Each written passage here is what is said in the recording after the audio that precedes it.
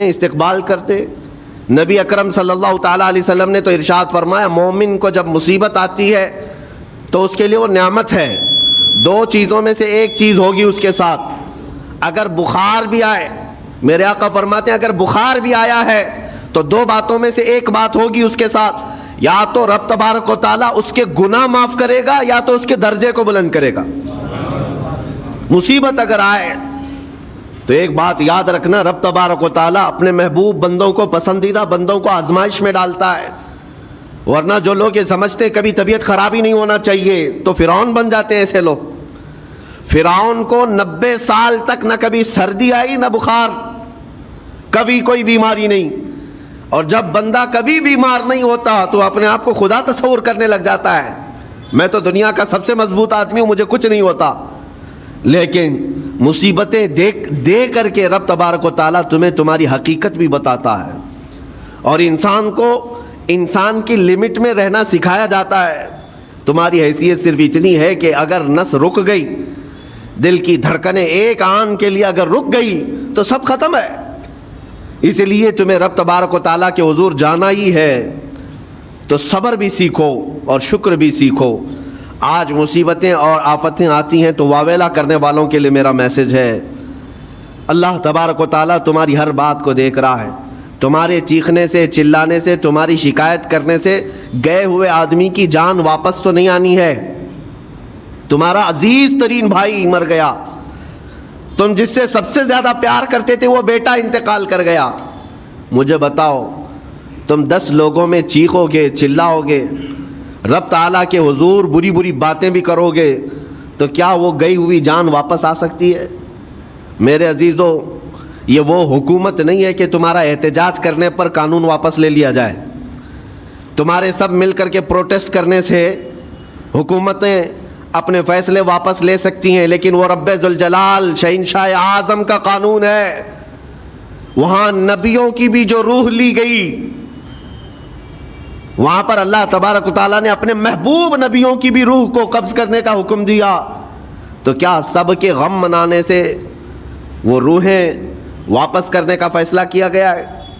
نہیں میرے عزیزو، اس عالم میں، اس کائنات میں پھر کوئی ہمارے رونے، چیخنے، چلانے سے واپس نہیں آتا. ہاں، غم کرنا اپنی جگہ پر ہے، لیکن غم کا شرعی طریقہ کیا ہے؟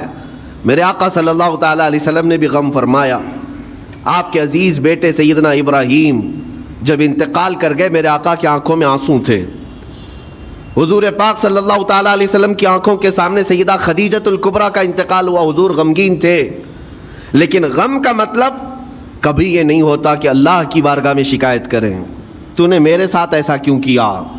یعنی تم حکم دو گے، رب تبارک و تعالیٰ کو تم مشورہ دو گے کہ کس کے ساتھ کیا کرنا ہے. اس لیے ان مواقع پر ہم سب کی آزمائش ہے، ہمارا امتحان ہے. ایسے معاملات جب بھی آتے ہیں، دیکھیں میں آپ کو ایک اور باریک بات بتا دیتا ہوں. یہ ہم آج تقریر کر رہے ہیں، ہو سکتا ہے آپ بھی سن رہے ہیں اور اچھی طرح سمجھ رہے ہیں، لیکن خود کے گھر پر جب آ جائے تو تقریر بھی یاد نہیں رہتی، نصیحت بھی یاد نہیں رہتی، غم کا غلبہ زیادہ ہو جاتا ہے. ایسے اوقات میں حکم کیا ہے مومنین کو؟ میرے گھر پر، میں جانتا ہوں شکایت نہیں کرنا چاہیے، میں جانتا ہوں غموں کے وقت صبر کرنا چاہیے، پھر بھی اگر میرے گھر میں آ گئی مصیبت تو مومنین کے لیے حکم یہ ہے کہ تم نے اب تک جو سنا تھا حدیثیں وغیرہ اس کو یاد دلاؤ. یعنی مجھے یاد دلاؤ. یہ مت سوچو کہ مولانا صاحب ہیں، مفتی صاحب ہیں، امام صاحب ہیں، ان کو تو سب معلوم ہوگا. غم کا غلبہ جب آ جاتا ہے تو اچھوں کو یاد نہیں رہتا. مومنین کو کہا گیا ہے کہ وہ یاد دہانی کریں، جائیں غموں کے وقت ان کی حالت دریافت کریں اور انہیں صبر کی تلقین کریں. ہر ایک کے لیے ضروری ہے. یہ سوچ کر کے پیچھے نہیں ہٹا جائے گا کہ یہ تو بہت جانکار لوگ ہیں، یہ بہت پڑھے لکھے لوگ ہیں، ان کو تو سب پتہ ہے. نہیں، بلکہ حکم یہ ہے کہ جس کے ساتھ بھی مصیبت آئے، مومنین، دوسرے مومنین اسے صبر کی تلقین کریں، اسے جا کر کے حوصلہ دیں اور اسے تسلی دیں. اب میں آتا ہوں ان باتوں کی طرف جو لوگ مصیبتوں کو برا سمجھتے ہیں. ایک صحابی تھے، ان کی شادی ہو گئی ایک صحابیہ سے، نکاح ہوا تھا مدینے میں، سال بھر خوشحالی سے گزرتے رہے، بہت اچھے دن گزرے. سال ختم ہونے کو تھا کہ خاتون جو ہے لڑائی کرنا شروع کر دیتی، کہتی مجھے تمہارے ساتھ رہنا نہیں، مجھے طلاق چاہیے، ڈائریکٹ طلاق۔ تو اس صحابی نے کہا ہوا کیا؟ وہ صحابیہ کہتی تھی نہیں مجھے تمہارے ساتھ رہنا نہیں۔ اس صحابی نے کہا ٹھیک ہے اگر ایسا ہی ہے تو حضور پاک صلی اللہ علیہ وسلم کے پاس چلتے ہیں، وہاں جا کر فیصلہ کرا لیں گے۔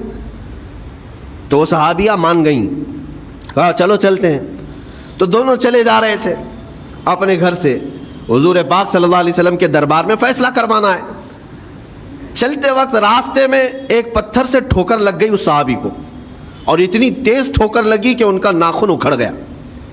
اب وہ ان کی خاتون جو بیوی صحابیاں ہیں وہ فوراً اپنے دوپٹے کا کپڑا پھاڑ کر کے انگلی کو باندھتی ہیں اور خون روکتی ہیں، اور اس کے بعد کہتی ہیں چلو واپس گھر چلتے ہیں۔ گھر واپس آنے کے بعد وہ کہتی مجھے طلاق نہیں چاہیے، ساتھ میں رہوں گی۔ کہا عورتوں کا موڈ، عورتوں کا اس طرح کا فیصلہ کیا بات ہے؟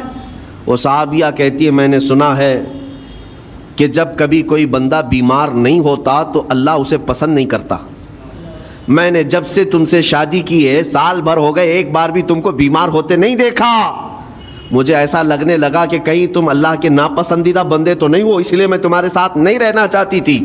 اب جب راستے میں ٹھوکر لگ کر ناخن اکھڑ گیا تو مجھے احساس ہوا کہ اللہ تجھے بھی پسند کرتا، میں تیرے ساتھ رہنے کو تیار ہوں۔ وہ صحابیہ تھیں میرے عزیزو۔ اس کا مطلب یہ نہیں کہ ہم آپس میں ایک دوسرے کے بیمار ہونے کی انتظار میں رہیں۔ شوہر یہ سوچے کہ میری بیوی بیمار کیوں نہیں ہوتی، اور بیوی یہ سوچتی رہے کہ میرا شوہر بیمار کب ہوگا۔ وہ توکل کا اعلیٰ درجہ ہے۔ انتظار اور تمنا مت کرو بیمار ہونے کا، بلکہ بیماری آ جائے تو اللہ کا شکر ادا کرو، آ جائے تو صبر کرو۔ عزیزان گرامی وقار، ہم آج امام حسین اور ان کے رفقائے گرامی رضوان اللہ علیہم اجمعین کو یاد کرتے ہیں تو صرف رونے کے لیے نہیں یا صرف غم منانے کے لیے نہیں، بلکہ داستان کربلا سنانے کا ایک عظیم مقصد یہ ہوتا ہے کہ نوجوانوں کے اندر بلکہ بوڑھے اور بچوں کے اندر بھی ایمانی جذبہ ایسا آ جائے کہ وہ ہر مصیبت پر ڈٹ کر کھڑے ہو سکیں، ہر یزیدی کا مقابلہ کر سکیں۔ ایک تو اس کا میسج یہ ہے، اور دوسرا میسج یہ ہے کہ چاہے جیسی بھی مصیبتیں آئیں ایمان کے ساتھ رہنا ہے، صبر اور شکر کو ہرگز نہیں چھوڑنا ہے۔ مصیبتیں ہمارے پاس اب اتنی بڑی تو نہیں آتی کہ ایک خاندان کے ہی اتنے لوگوں کو کاٹ دیا جائے، ایسی مصیبتیں تو نہیں آئی۔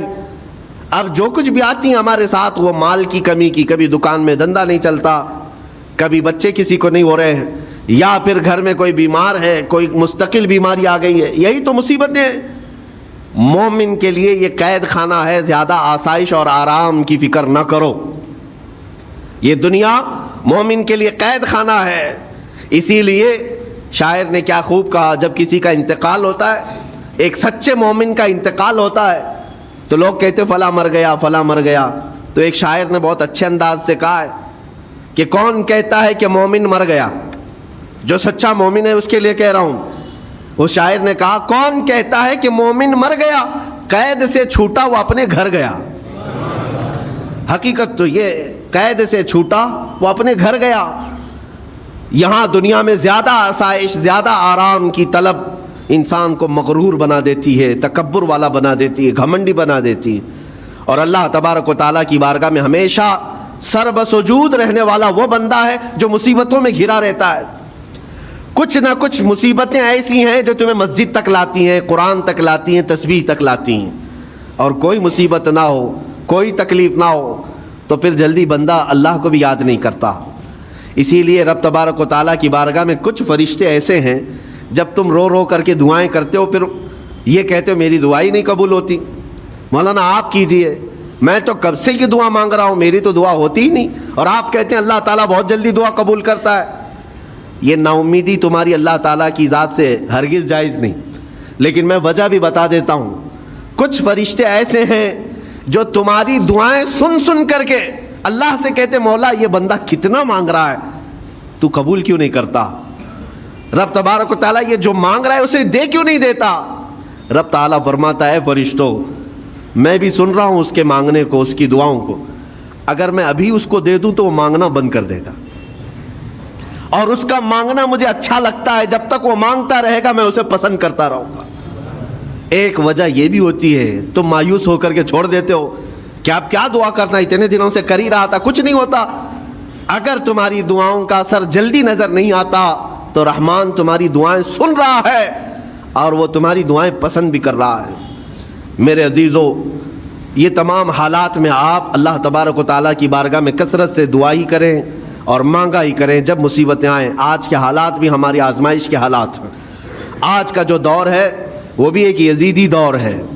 یہاں پر جگہ جگہ جو مسلمانوں کے ساتھ حالات ہیں یہ ہمارے لیے آزمائش کا دور ہے، بہت بڑا امتحان چل رہا ہے۔ ان حالات میں مسلمانوں کو چاہیے وہ اپنے ایمان کے ساتھ ڈٹے رہیں، استقامت۔ مولا حسین کے سبق کو پڑھیں، اس وقت تو ان کی گردنوں پر تلواریں تھیں، ان کے بچوں کے سینے چھدے ہوئے تھے تیروں سے، لیکن وہ ڈٹے ہوئے تھے میرے مصطفیٰ کی شریعت پر۔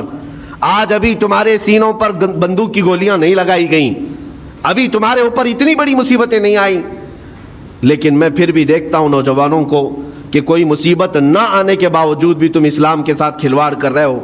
میرے آقا کی سنتوں کو پیٹ پیچھے پھینک کر کے تم تو بازاروں کی زینت بننا پسند کرتے ہو۔ اکثر لوگوں کو ہم نے دیکھا آج مجرے کرنے والوں کی کثرت یہ ہمارے نوجوان بچوں کی ہے۔ یہ اپنے جسموں کی نمائش کرنا اس کو فیشن سمجھتے نہیں۔ میرے عزیزو، امت مصطفیٰ اور وہ بھی امام حسن اور امام حسین کے غلام اس مردار دنیا پر کبھی بھی اپنی حکومت نہیں چاہتے، اس مردار دنیا کے وہ کبھی خواہش مند نہیں ہوتے۔ لیکن جن نوجوانوں کو آج ہم ان خواہشات کی پیروی کرتے ہوئے دیکھ رہے، افسوس ہوتا ہے، افسوس ہوتا ہے۔ آج کے حالات میں تم بھی سنبھل جاؤ، کیونکہ ایک بہت بڑی جنریشن تمہارے پیچھے ہے اور وہ تمہیں دیکھ کر کے نقل کرے گی۔ اگر آج تمہارا راستہ بگڑ گیا تو یہ جو چھوٹے بچے ہیں وہ بگڑے ہوئے راستے کو ہی اسلام سمجھنے لگ جائیں گے، وہ اسی بگڑے ہوئے راستے کو ہی صحیح راستہ سمجھ بیٹھیں گے۔